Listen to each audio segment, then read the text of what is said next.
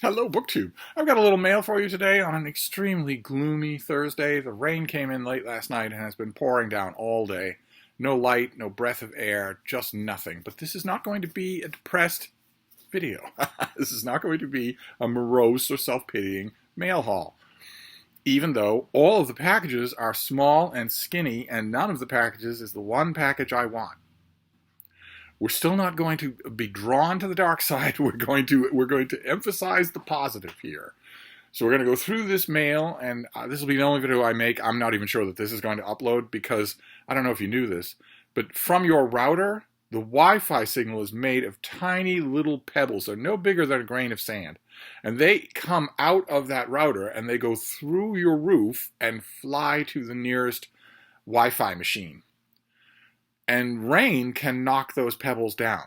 And again, as I always say on this channel, if you say that explanation is unscientific, that the actual Wi-Fi is made of energy waves that are totally unaffected by the rain, then kindly tell me why my Wi-Fi is so dodgy when it rains. Until you can do that, I'm going to stick with my explanation. But we have some books to go through, and one periodical. We have The New Yorker. I haven't looked at it yet, but it's got nobody on the masthead that I hate. It's got nobody on the table of contents that I hate, and it's got a dog on the cover. So I'll take it.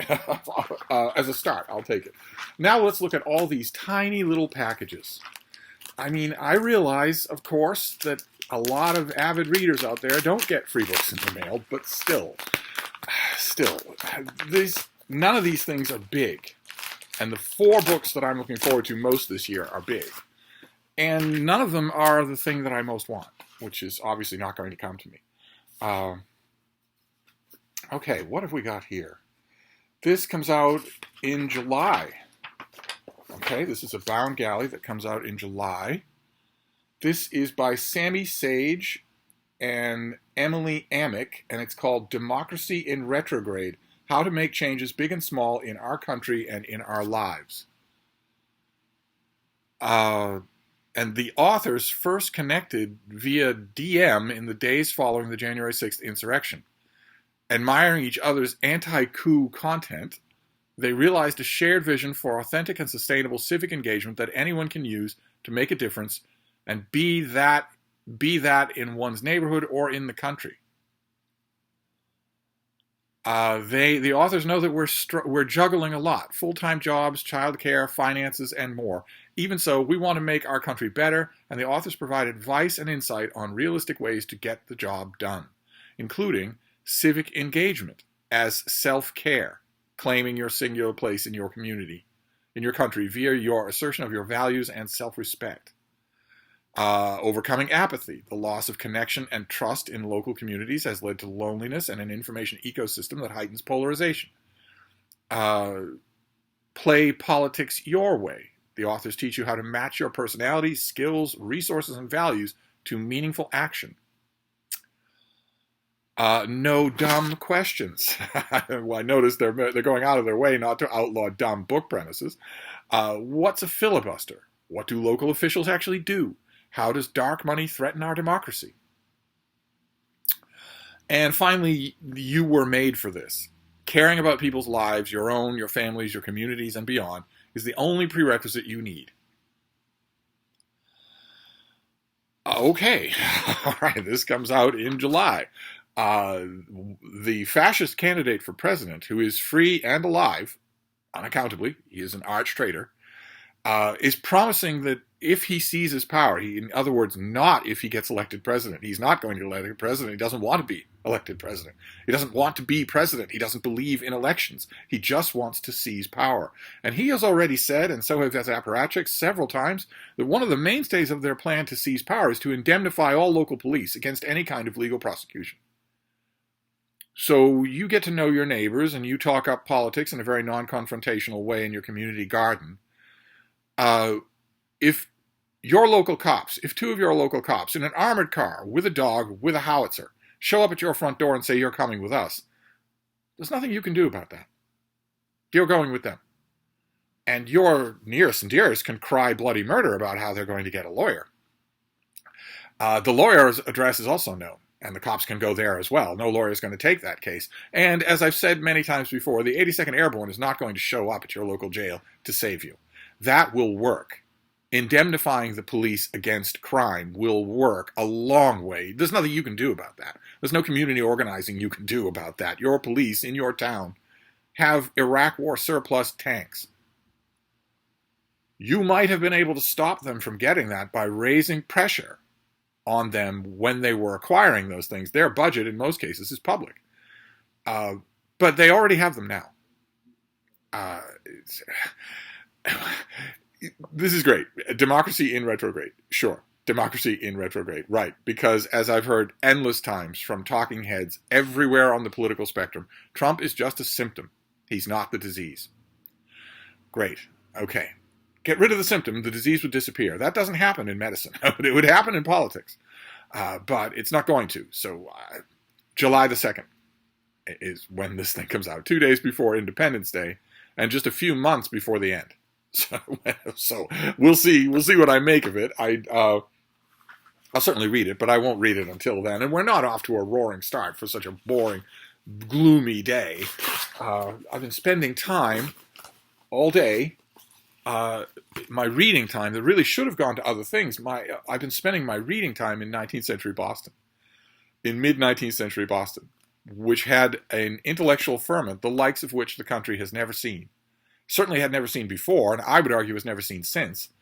It's the subject of no analysis. There, as far as I know, no sweeping histories on the subject. Certainly the major personalities of the time are commemorated in their own biographies, but the minor personalities that absolutely kept the whole thing going are completely forgotten. And I'm spending time with them. They all wrote a lot, and I've been spending time with them. But let's see what this next one is. What's the matter, baby? You're ominously standing directly behind me. Do you want to come down here? Give the fans some Frida yoga? Huh? Want to come down here? Oh, Frida yoga will fix a day. Look at that. Oh. Frida is now on her 37th consecutive hour without urinating. 37 consecutive hours. That's not quite 2 full days, but it's within shouting distance now. Anyway, what have we got here? This is by Paul Aziz Zaru, and it is called Arab Boy Delivered. And it is going to be a $16 paperback. No. Oh, there is a sheet. Okay, great. When do you come out? Mid-March. Okay, so you're 2 weeks late getting to me. But that's not the end of the world. What have we got here? This is the book, Arab Boy Delivered. And this is a debut novel. A timely glimpse into life as a Palestinian American family. The story of Michael, whose family immigrated to the United States. A novel follows his coming of age in the 1960s as he balances the expectations of his family and the cultural differences he encounters daily. Set against the backdrop of the Vietnam War, another time of great upheaval in our history,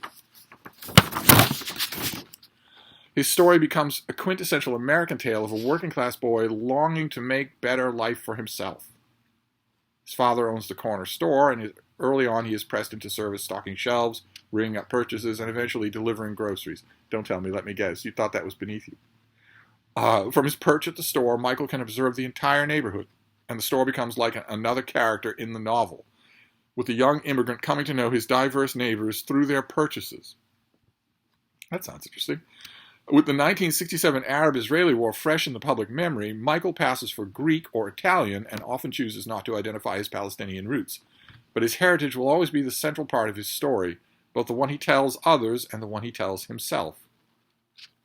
He grows into a young man. His life is shaped by the neighborhood. He meets a young radical co-ed at college. She teaches him about sex and love and the obligation to protest injustice. Their love affair blossoms amidst the twin tragedies of the murder of Martin Luther King and Bobby Kennedy. Don't add a third there, Seymour? You don't want to add a third tragedy there? He doesn't count. No. And as the character matures, he witnesses the ongoing struggle of traditional national ideals against the growing diversity in America. Okay, so this is mostly set in the Vietnam era. Because, in the Vietnam era and in the lead up to the Vietnam era, we had two major national assassinations, Dr. Martin Luther King and Robert Kennedy. Vaguely, I'm thinking that maybe a third assassination is escaping my memory, but it can't be all that important. So this is the author's debut novel. Dare I read his biography? Of course, he'll be Palestinian American. He's Palestinian American, born and raised in New York. He moved to L.A., raised his family, and now lives there with his wife. Okay, great. Good for him. He has a debut novel. Fantastic. All right, so we've got a debut novel and a weird work of, I would say in 2024, idiotically idealistic community politicking book. A book that in 2024 or in mid-2023 when this thing was being written and put in galleys, not just hopeful and optimistic, but idiotic. But it could prove me wrong. It's still bugging me, of course. It's still sticking in my craw. So let's see what this next one is. Let's make sure we're not leaving anything out here. What have we got here? Okay. All right. I don't know this. It certainly looks like we're going back to the 1960s. This is a novel called Deadpan by Richard Walter. How is that for a cover? It's terrific. I don't have any information on this thing at all. No sheet of any kind. So I don't know when it's out. This may be out already. Let's see here. Deadpan follows the misadventures of a vaguely anti-Semitic Western Virginia Buick dealer who wakes up one day transformed into the world's most popular Jewish comedian. Not 100% sure that Kafka would appreciate that. Steeped in magical realism, the narrative confronts the pivotal issues of our day: identity, intolerance, tribalism, and redemptive force of humor. The novel's unfettered comic sensibility is a vivid testament to Mark Twain's dictum, "Against the assault of laughter, nothing can stand." That isn't true. Just check back in a year. If you think that's true, check back in a year in America. Set during the worldwide oil crisis of the 1970s, the narrative alternates among locations in West Virginia, Los Angeles, Washington, Tehran, and Sinai, featuring characters as diverse as Sarah Palin, Mel Brooks, and the Shah of Iran. Okay. All right. All right. I don't have a date for this, but it's going on the pile tonight. That is just too intriguing to ignore. Okay. Well, that restored the balance just a bit. We have a couple more packages to go here. And we won't call any mail haul pointless. I mean, good things can come in small packages, right? They can come in small packages. I don't need a behemoth book every time I open the mail. Oh, fantastic. Okay, this is from the folks at Europa Editions. We've already talked about this just a bit. Now I have a print copy, How 20th Century. So this comes out in early April. Now that I have the print copy, I will view it as a little bit of a nudge to write about this thing. I worked on my April shelf today until I realized that composing my April shelf and disposing of my March shelf of new releases was actually making me more depressed. And I didn't need any help because the day is already just a pouring down, clammy, lifeless, sunless day. So I stopped. In mid-task. But we've already seen this. This is by Andrea Marcolongo, and this is The Art of Running. Learning to run like a Greek.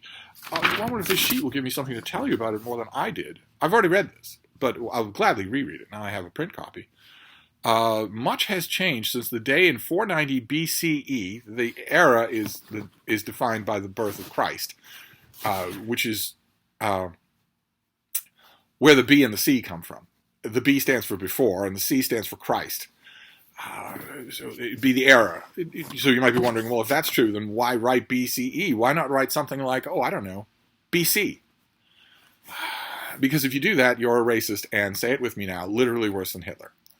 But since that day, when the indefatigable Athenian herald Philippides made his legendary run and delivered to the people of Athens news of their city's victory over the Persians, one thing, however, hasn't changed. It is still 25 punishing miles over rough terrain from Marathon to the Acropolis. Each year, all over the world, thousands of professional athletes and millions of amateur enthusiasts replicate that enterprise, running with such gusto that one could be forgiven for thinking the fate of Athens once more hung in the balance. The run, the run from Marathon to the Acropolis is not as punishing as the Boston Marathon. Let's just put it that way. Why do we run? To what end? All the effort and pain. Wherefore this love of muscle, speed, sweat, and testing one's limits? Well, if you're gonna run when you have pain, this business of testing your limits. I mentioned before that I ran for years and years and years, and I wouldn't have missed it. I distinctly felt off if I didn't get in a run during the day. But I didn't do any of this sadomasochistic crap. I didn't put on, first of all, I didn't put on, Avengers Assemble Lycra or spandex or whatever. And I didn't run until I was in pain, obviously. The Greeks were the first to ask these questions and to wonder why we choose to measure ourselves in this way against others. They were the first to interrupt war, work, politics, and daily routine to enjoy public celebrations of athletic prowess. Sport, with an exclamation point. I'd like you to... citation needed, as the kids say. When did the Greeks talk about this? In the way that you're talking about it. When did they do that? Although, visiting the gymnasium every day was an important part of their life. That's absolutely true. They were also the first to understand how regular physical activity, victory, and loss connected to our emotional and mental well-being. Okay. All right. They were the first people to understand that regular physical activity made you feel better. Were they indeed? Or were they the first people to write it down? In this spirited, generous, and erudite book, I would agree with all of those adjectives. I'd agree with all three of those. This is a wonderful book. The author shares not only her erudition, well, you called it erudite, so yeah, unless she's, importing somebody else's erudition, but her own journey to understanding that a healthy body is indeed, and in more ways than one might guess, a healthy mind. Well, that is absolutely true. And it always amazes me. We are told over and over again in the 21st century that young people are in the grip of a mental health epidemic. I hear that over and over and over again. They're being prescribed drugs along those lines in massive proportions. Proportions that dwarf any other period in American history. Of course, the drugs are not known and they are not vetted. No one knows their long-term effects. Their efficacy has been bought by the manufacturers who truckload money to the scientists who verify them. So your kids, you literally don't know what you're pumping into your kids or what they're pumping into themselves, getting from their classmates. But always, when I dig into the poll data for this alleged mental health epidemic, I read two things. One, these teens, your kids, and all of their peers vape almost constantly. They lie about it, and because the manufacturers of these drugs have constructed the delivery devices to look like anything but a drug delivery device, it's easy for them to hide it. And they are lying about it. They lie to pollsters, but they don't lie to some studies. And also they can't lie to some studies. If you have them in a study for 2 hours, if the study lasts 2 hours, you're going to see right away they can't go that long without their drug. So you'll see that they're lying. And also, that's one element that I see in these studies when you dig down into the details. And the other element is that these kids don't even think about exercising. Any kind of exercise, they don't even think about it. It never crosses their mind to go for a walk or, God forbid, a run. Most of them couldn't run because they've compromised their lung capacity to the point of their 4-year-old. But even the ones who haven't, they never think about it at all. And the ones who do, too often, are these weird paleo-masculine Andrew Tate worshippers who overdo it. So I agree with the contention about the author, minus the screed. Who is this author? Andrea Marcolongo is an Italian journalist, writer, classics scholar, and former speechwriter for Prime Minister Matteo Renzi. Good Lord. And she now lives in Paris.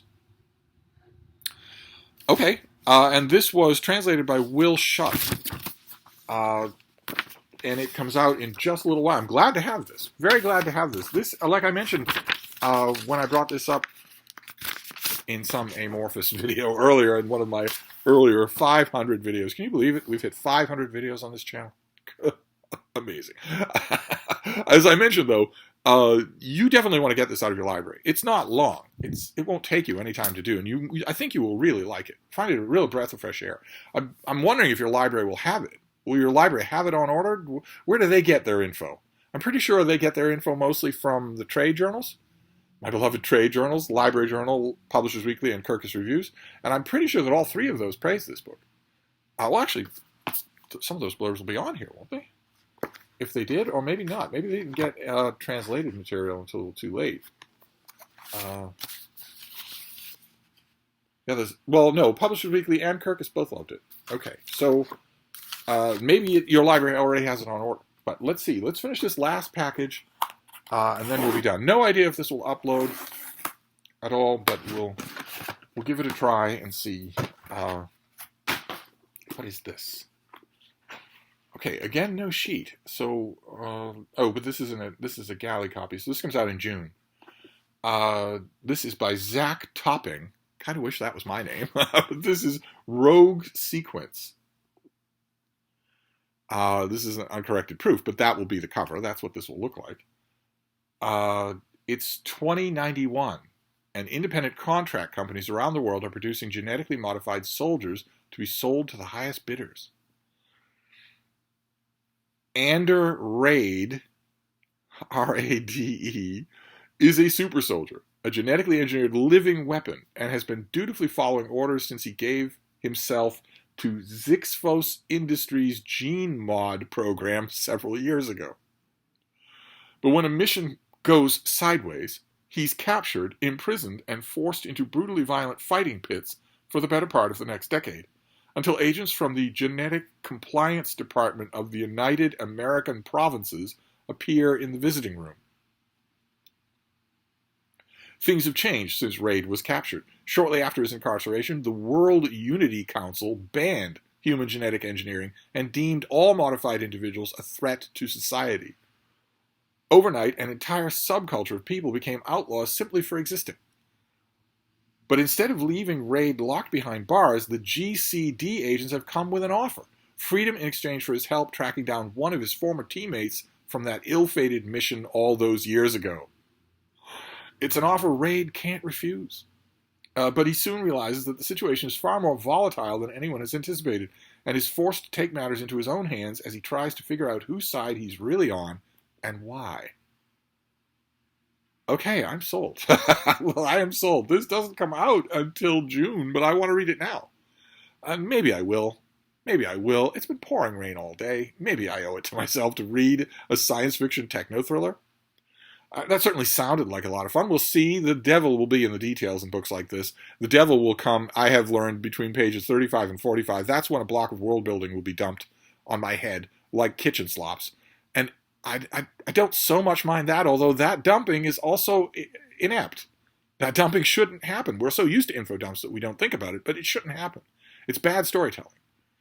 But aside from the dumping itself, it'll be a question of how good that is. Will that world building hold up? Will it make sense? Will I be able to sit there and poke holes in it? I hope not. Rogue Sequence. Fantastic. Maybe the first in a series of adventures of Raid. So we have Rogue Sequence by Zach Topping. We have The Art of Running. Fantastic to have a physical copy of this. We have Deadpan, where an anti-Semitic Western Virginianer wakes up as a world-famous Jewish comedian. We have Arab Boy, a debut. Fantastic, a debut. And we have Democracy in Retrograde, and what you can do about it by knocking on your neighbor's doors and getting involved.